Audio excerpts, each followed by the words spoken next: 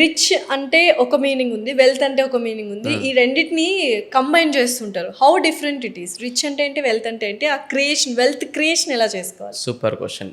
ఎందుకంటే చాలామంది rich and wealth రెండు ఒకటే అనుకుంటారు. రెండు ఒకటి కావు.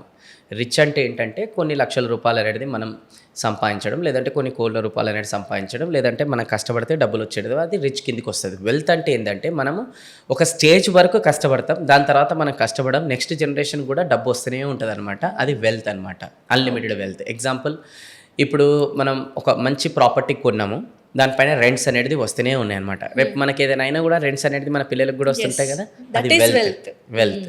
సో అట్లాంటి ఒక బిజినెస్ అనేది మనం డెవలప్ చేస్తున్నాం. రేపటి రోజున మనం లేకున్నా ఆ బిజినెస్ అనేది నడుచుకుంటూ మనకి డబ్బు అనేది తెచ్చిపెడుతున్నది, అది వెల్త్. వెల్త్ ఏంటంటే అన్లిమిటెడ్ ఆఫ్ మనీ అనేది మనకి రెగ్యులర్గా రావడం, మన ఎఫర్ట్స్ అనేది అక్కడ తక్కువ ఉండడం. రిచ్ అంటే ఏంటంటే మనం కష్టపడితే ఎక్కువ డబ్బులు రావడం, మనం కష్టపడితేనే ఎక్కువ డబ్బులు అనేది రావడం అనమాట. వెల్త్ క్రియేషన్ ప్రాసెస్లో ఫస్ట్ వన్ వచ్చేసి హై ఇన్కమ్ స్కిల్స్ అనేది నేర్చుకోవాలన్నమాట. ఓకే, అంటే మనం అట్లాంటి స్కిల్ అనేది మార్కెట్లో నేర్చుకోవాలి, సో దట్ మనకి ఎక్కువ ఇన్కమ్ అనేది రావాలన్నమాట. ఇది ఫస్ట్ పాయింట్. ఎక్కువ ఇన్కమ్ వచ్చిన తర్వాత ఏం చేయాలనంటే మనము స్కేలబుల్ బిజినెస్ మోడల్ డిజైన్ చేసుకోవాలన్నమాట. అంటే అట్లాంటి బిజినెస్ మోడల్ డిజైన్ చేసుకోవాలి, అది స్కేలబుల్ ఉండాలన్నమాట. అంటే సటన్ దగ్గరికి వచ్చిన తర్వాత ఆగిపోవద్దు, మన పైన డిపెండ్ అయి నడవద్దు అనమాట. ఫస్ట్ స్కేలబుల్ బిజినెస్ మోడల్ మనం డిజైన్ చేయలేం, ఫస్ట్ మన స్కిల్స్ డెవలప్ చేసుకోవాలి, హై ఇన్కమ్ స్కిల్స్. ఓకే, అప్పుడు డబ్బు వస్తుంటుంది, అప్పుడు బిజినెస్ అనేది స్కేలబుల్ రెడీ చేసుకోవాలి. ఆ స్కేలబుల్ బిజినెస్ మోడల్ అనేది మనం రెడీ చేసుకున్న తర్వాత హై రిటర్న్ ఇన్వెస్ట్మెంట్స్ చేయాలన్నమాట. అంటే ఆ బిజినెస్లో నుంచి వచ్చే డబ్బులతోని మనం అట్లాంటి ప్లేస్లో ఇన్వెస్ట్మెంట్ చేయాలి, అది మల్టిప్లై అనేది అవుతుండాలన్నమాట. ఓకే, దాని తగ్గట్టు మనం పెద్దగా ప్రోగ్రెస్ అనేది అవుతాం. సో అలా వెల్త్ క్రియేషన్ అనేది చేసుకోవాలి. ఎస్.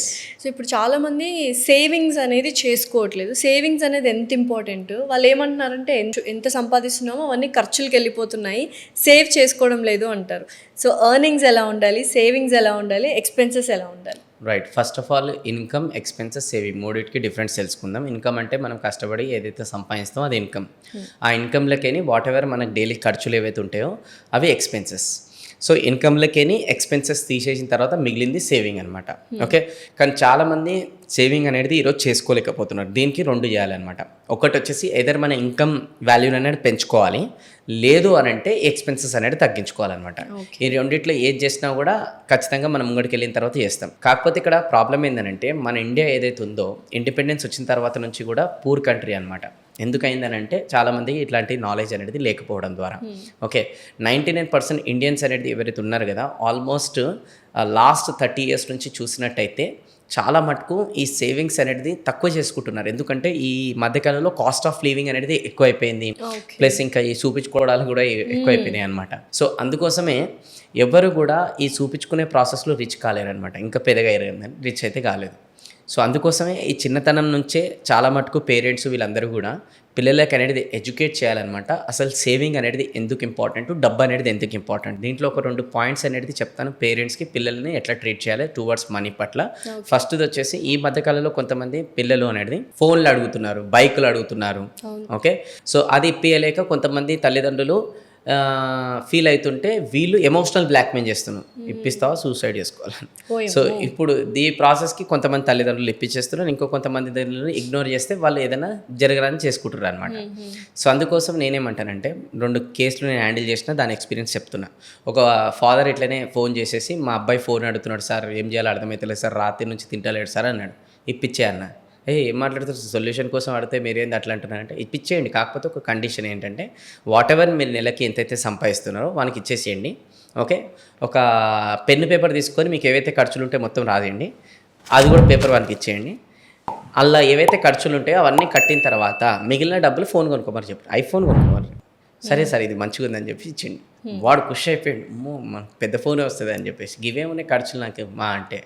తర్వాత వాడు కరెంటు బిల్లు, గ్యాస్ బిల్లు, ఇక స్కూల్ ఫీజు అన్నీ కట్టిన తర్వాత 500 మిగిలినాయి. ఇంకా వాడు ఏడ్చుకుంటా వాళ్ళ నాన్న దగ్గరికి వెళ్ళేసి, నాన్న ఇంకా నా జన్మల ఇంకా నేను ఎప్పుడు కూడా నీకు ఫోన్ అడగను, ఎప్పుడైనా సరే నేను కష్టపడ్డ దాంతోనే నేను డబ్బులతోనే నేను ఫోన్ కొంటానని చెప్పేసి వాడు అంత రియలైజ్ అయ్యాడు. అంటే అంత ప్రాక్టికల్గా రియలైజ్ చేయాలి. కొంతమంది తల్లిదండ్రులు ఏమంటుంటారు, ఫోన్ అడగంగానే ఇది వాడాల్సిన ఏజ్ కాదు, నువ్వు ఏంది, నీ వయసు ఏంది, ఇట్లా తిట్టే బదులు అర్థమయ్యేలా చెప్పాలన్నమాట.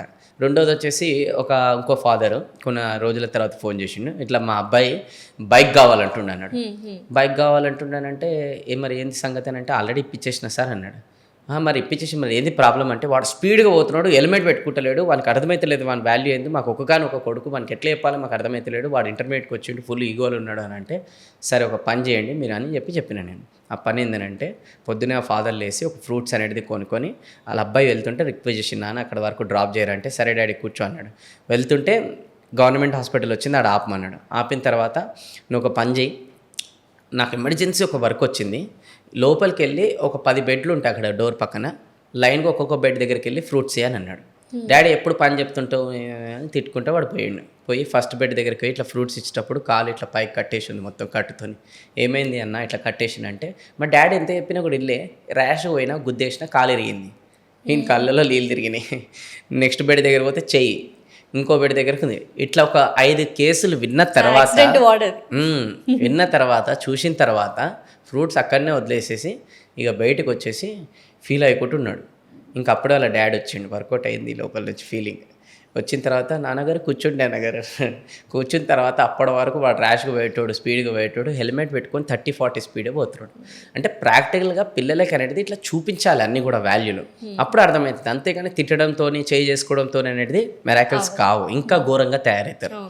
ఇంకొకటి ఏంటంటే వీలైతే ఈ స్కూల్కి వెళ్ళే తల్లిదండ్రులు ఎవరైతే పేరెంట్స్ ఉంటారో ఖచ్చితంగా వాళ్ళ పిల్లలకి వాట్ ఎవర్ స్కూల్ ఫీజు ఉంటుందో వాళ్ళ చేతికిచ్చి కట్టుపియాలి, మ్యాండేటరీది. అప్పుడు తెలుస్తుంది మన అమ్మ నాన్న ఎంత కష్టపడేసి మా కోసం కష్టపడేసి స్కూల్ ఫీజు కడుతున్నారని అర్థమవుతుంది.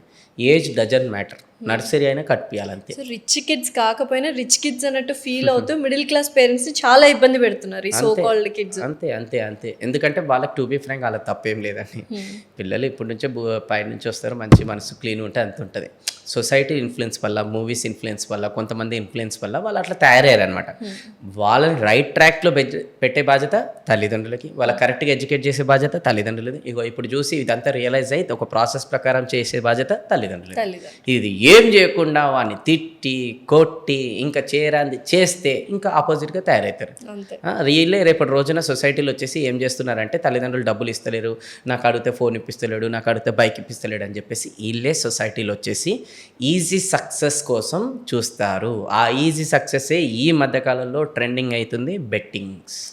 ప్రతి మనిషికి రోజుకి 24 గంటలే ఉంటాయి. కరెక్ట్. దాన్ని చక్కగా యూటిలైజ్ చేసుకున్నవాడు రిటైర్మెంట్ టైంకి హ్యాపీగా ఉంటాడు. యూటిలైజ్ చేసుకునే వాళ్ళు బాధలు పడుతూ ఉంటారు. అసలు అవేర్నెస్ ఏంటి, రిటైర్మెంట్ ప్లాన్ ఎలా ఉండాలి? సో ఒక రిటైర్మెంట్ ఏజ్ ఏదైతే ఉంటుందో 60-70 కదా, ప్రతి రిటైర్మెంట్ ఏజ్ వచ్చేసరికి ప్రతి 100 మందిలో ఒక 54 మెంబర్స్ ఫైనాన్షియల్గా బ్రోక్ అవుతారు. అండ్ ప్రతి 100 మందిలో 36 మంది ఆల్రెడీ చనిపోతున్నారు. ప్రతి 100 మందిలో ఒక 5 మంది ఇంకా కంటిన్యూగా పనిచేస్తున్నారు. ప్రతి 100 మందిలో 4 ఫైనాన్షియల్గా సెక్యూర్ అవుతారు. ప్రతి 100 మందిలో 1 మాత్రమే వెల్దీ పర్సన్ అవుతున్నారు అనమాట. ఎందుకు అని అంటే దీనికి ఒక కారణం ఉందన్నమాట. ఈరోజు మీరు చూసుకున్నట్టయితే కొంతమంది ఎంత కష్టపడ్డా కూడా వాళ్ళకి అనేది కోరుకున్న ఫైనాన్షియల్ రిలేటెడ్ అంతా ఫ్రీ కారనమాట. వాళ్ళు కొంతమంది తక్కువ కష్టపడ్డా ఫైనాన్షియల్గా ఎక్కువ ఫ్రీ అవుతున్నారు. కొంతమంది ఎంత కష్టపడ్డా కూడా పూర్గానే మిగిలిపోతారు. కొంతమంది తక్కువ కష్టపడ్డా కూడా రిచ్ అవుతున్నారు. ఓకే, కొంతమంది డ్రీమ్ కార్స్, బంగ్లాస్, వెకేషన్స్ ఇవన్నీ కూడా ఎంజాయ్ చేస్తారు. ఇంకో కొంతమంది ఎంజాయ్ చేయట్లేదు. ఎందుకు అని నేను అంతా కూడా స్టడీ చేసి రీసెర్చ్ చేస్తే ఒకటి తెలిసింది, అది హ్యూమన్ బ్లూ ప్రింట్ ప్రాబ్లం అనమాట. Human blueprint problem. Yes, human blueprint problem అంటే చాలా బాగుంటుంది. ఇప్పుడు వాట్ ఎవర్ మన ఐడెంటిటీ కావచ్చు, జెండర్ కావచ్చు, మన ఒక ఇన్కమ్ స్టేటస్ కావచ్చు, మనం మాట్లాడే విధానం, డ్రెస్సింగ్ సెన్స్ కావచ్చు, ఆర్ మన క్యారెక్టర్ కావచ్చు, ఇదంతా కూడా హ్యూమన్ బ్లూ ప్రింట్ ద్వారానే రెడీ అవుతుంది అనమాట. రైట్. సో ఇప్పుడు హ్యూమన్ బ్లూ ప్రింట్ అంటే ఏంటంటే, ఫర్ అన్ ఎగ్జాంపుల్, ఈరోజు ఒక పర్సన్ నెలకి 10-20 వేలు సంపాదిస్తాడు, ఇంకొక పర్సన్ 50 వేలు సంపాదిస్తాడు, ఇంకొక పర్సన్ 1,00,000 రూపాయలు సంపాదిస్తాడు. కానీ ఎవరైతే ఆ 10-20 వేల రూపాయలు సంపాదిస్తున్నాడు తన దగ్గరికి వెళ్ళి నువ్వు 1,00,000 రూపాయలు సంపాదించగలుగుతావు అని చెప్పినామనుకోండి, ఇంకొకసారి ఏం మాట్లాడుతున్నావు, 10-20 వేలే ఎక్కువ ఇది అని అంటాడు. ఎందుకంటే అతను బ్లూ ప్రింట్లో అంతే ఫిక్స్ అయింది. ఈ 50,000 ఎవరైతే ఎర్న్ చేస్తున్నారో అతనికి 10,000 అని చేయమంటే ఎందుకు అంత తక్కువ అని చేయాలి? నేను 50,000 అయితే కరెక్ట్ అని చేస్తాను. సరే 50,000 కాదు, నువ్వు 1,00,000 అని చేస్తావు, 50,000 కరెక్ట్, ఎందుకంటే అతని బ్లూ ప్రింట్లో అంతే ఫిక్స్ అయిపోయింది. కానీ కొంతమంది ఉంటారు, నెలకి నువ్వు 1,00,000 కోట్లు కూడా సంపాదించవచ్చు అంటే నేను సంపాదిస్తా అంటారు. ఎందుకంటే వాళ్ళ బ్లూ ప్రింట్లో అట్లా ఫిక్స్ అయింది అనమాట. అంటే ఎవరి బ్లూ ప్రింట్లో ఎట్లయితే ఫిక్స్ అయ్యిందో దాని తగ్గట్టే యాక్షన్స్ ఉంటాయి, దాని తగ్గట్టే థాట్స్, ఆలోచనలు అన్నీ కూడా అట్లనే ఉంటాయి అనమాట. థింక్ బిగ్ అంటారు. అంటే థింక్ బిగ్ అంటే ఈ అవుట్కమ్ చెప్తున్నాను నేను ఇప్పటి వరకు. అవుట్కమ్ ఏదైతే ఉందో అది ఎట్లా వస్తుంది అని అంటే యాక్షన్స్ ద్వారా, మనం తీసుకునే యాక్షన్స్. ఈ యాక్షన్స్ ఎట్లా వస్తాయంటే మనం తీసుకునే డిసిషన్స్ ద్వారా. ఈ డిసిషన్స్ ఎట్లుంటాయనంటే మన అలవాట్ల ద్వారా. మన అలవాట్లు, మన behaviour, attitude, feelings, emotion and thoughts. అంటే అల్టిమేట్లీ మన thoughts links to outcome, right? So ఈ థాట్ ప్రాసెస్ కనుక చేంజ్ కాకపోతే ఈ అవుట్కమ్ చేంజ్ కాదు. మరి థాట్ ప్రాసెస్ ఎట్లా రెడీ అయిందో అది కూడా చెప్తా. ఒక చిన్న పాప పుట్టంగానే సో వాళ్ళ అమ్మనో నాన్ననో దగ్గరకు వచ్చి డైలీ అమ్మనరా నాన్ననరా అమ్మనరా నాన్ననరా అని చెప్పేసి పదే పదే చెప్తుంటారు. ఆ పాప కొన్ని రోజులు అయిన తర్వాత ఎవరు డైలీ అమ్మనరా నాన్ననరా అని వచ్చి నన్ను పదే పదే అనిపిస్తున్నారు, ఎవరు సరేలే ఒకసారి అని పడేద్దామని అమ్మ అనేస్తుంది. అప్పుడు ఆ తల్లి అందరిని పిలిచి అమ్మ అన్నది అని అందరూ చెప్పుకుంటారు. బై ద వే ఇక్కడ అమ్మ అని అనలే అనిపించారు. అంటే ఆ హ్యూమన్ బ్లూ ప్రింట్లో ఫీడ్ అనేది జరిగింది. సో కొంచెం పెద్దగా అయిన తర్వాత ఏమవుతుంది, ఇది నీ స్కూలు, లేదంటే ఇది నీ గాడ్, ఇది నీ రిలీజియన్ అని చెప్పి ఫీడ్ చేస్తారు. ఇంకొంచెం పెద్ద అయిన తర్వాత ఇగో నీ కాలేజ్, ఇంకొంచెం పెద్ద అయిన తర్వాత ఇగో డాక్టర్, లాయర్, ఇంజనీర్, ఇవన్నీ కూడా ఏమవుతున్నాయి, ఫీడింగ్ అవుతున్నాయి, రైట్? సో ఈ ఫీడింగ్ తగ్గట్టే మనిషి అవుట్కమ్ డిసైడ్ చేస్తాడు, రైట్?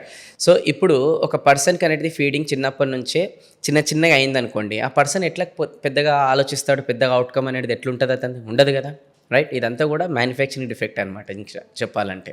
సో అందుకోసమే ఈ థాట్ ప్రాసెస్ అనేది మనిషిది చేంజ్ కానంత కాలం అవుట్కమ్ చేంజ్ కాదు. సో చిన్నప్పటి నుంచే పిల్లలకి you have to think big and money earn చేయాలి టు గెట్ ఎ జాబ్ కాకుండా to give a job. Exactly అక్కడ కూడా చాలా మంచి పాయింట్ చేశారు మీరు. ఇప్పుడు ఈ మధ్యకాలంలో చాలామంది స్టూడెంట్స్ కూడా చదవడానికి కష్టపడుతున్నారు, ఇష్టపడట్లేదు అనమాట.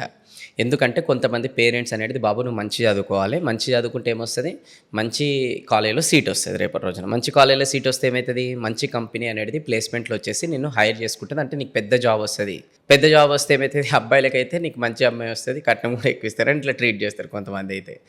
ఓకే, బట్ ఇట్లా చెప్పడం బదులు ఇంకోలాగా చెప్తే ఆ స్టూడెంట్స్ అనేది ఈరోజు చదవడానికి అంటే ఆ డిమోటివేట్ అనేది కాకుండా మోటివేటెడ్తోని చదువుతారనమాట. ఈరోజు చదువు అంటే ఇంట్రెస్ట్ లేదు, చదువు అంటే ఏముంది, ర్యాంక్ తెచ్చుకోవాలనేది ఉంది తప్ప అదే చదివితే నా జీవితం ఎంత మారుతుంది అని చెప్పేసి ఆ అవుట్కమ్ థింక్ చేయట్లేదు వాళ్ళు. వాళ్ళ అవుట్కమ్ 1 1 2 2 3 3 ర్యాంకులు అనేది ఫీడ్ చేసిరు అట్లా పేరెంట్స్, అంతవరకే వీళ్ళకి. అందుకోసం ఆ బెస్ట్ ఇవ్వట్లేదు. బుక్ తెరంగా నిద్ర రావడం లేదు అని అంటే బుక్ తెరంగా ఆకలి అవ్వడం, లేదంటే ఎగ్జామ్ 1 day బిఫోర్ బ్యాటింగ్ అంటాం మనం, అంటే 1 day బిఫోర్ చదువుకోవడం అట్లా చేస్తున్నారు. ఎందుకనంటే వాళ్ళ అవుట్కమ్ రాంగ్గా ఫీడ్ అయింది, రైట్?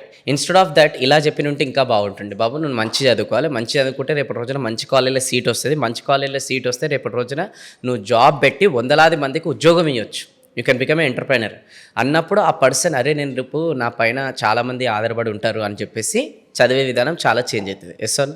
సో అట్లా చిన్నప్పటి నుంచి తల్లిదండ్రులు కూడా నువ్వు రేపు ఎంటర్ప్రైనర్ కావాలో, లేదంటే రేపు నువ్వు ఒక 10 మంది ఫ్యామిలీస్కి ఉద్యోగం ఇవ్వాలో, ఆ పొజిషన్లో ఉండాలని ఎడ్యుకేట్ చేయాలి, ఎక్కువ ఎడ్యుకేట్ చేస్తే అది అంత మారుతుంది అనమాట. సో ఈ థాట్ ప్రాసెస్ ఎంత చేంజ్ అయితే అంత మంచిదని నేను చెప్తానమాట. అప్పుడే అవుట్కమ్ అనేది చేంజ్ అవుతుంది. అంతేగాని ఇప్పుడు కొంతమంది రియల్ ఎస్టేట్ చేస్తారు, ఆర్ ఇన్సూరెన్స్లో ఉంటారు, నెట్వర్క్ మార్కెటింగ్లో ఉంటారు, ఇంకేదైనా బిజినెస్ చేస్తుంటారు. ఓకే, వాళ్ళకి మనం చెప్తామన్నమాట, అరే రియల్ ఎస్టేట్లో కోట్లు అర్న్ చేయొచ్చు, మంచిగా లక్షలు అర్న్ చేయొచ్చు, ఈ ఇన్సూరెన్స్ బిజినెస్లో కూడా మస్తు నువ్వు స్థాయికి మించి అర్న్ చేయొచ్చు అని అంటే కొంతమంది వినకుండా ఆ లిమిటెడ్ జోనే వర్క్ చేసుకుంటూ కూర్చుంటారనమాట. ఎంతమంది మోటివేట్ చేసినా. ఎందుకు అనంటే వాళ్ళ అవుట్కమ్ చిన్నగా ఉంది కాబట్టి.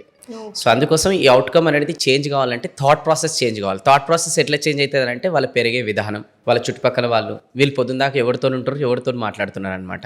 ఓకే, సో అందుకోసమే మనం గనక పెద్ద గోల్ పెట్టుకొని పెద్దగా అచీవ్ చేయాలనంటే అవుట్కమ్, ఓకే, అంటే ఎక్కువ ఫైనాన్షియల్గా ఫ్రీ కావాలనంటే, ఎక్కువ నెలకి ఇంత ఇన్కమ్ సంపాదించాలనంటే దాని తగ్గట్టు అలాంటి వాళ్ళతో తిరగాలి అండ్ అలాంటివి పల్లె మనం చేయాలి. అప్పుడే అవుట్కమ్ అనేది చేంజ్ అవుతుంది.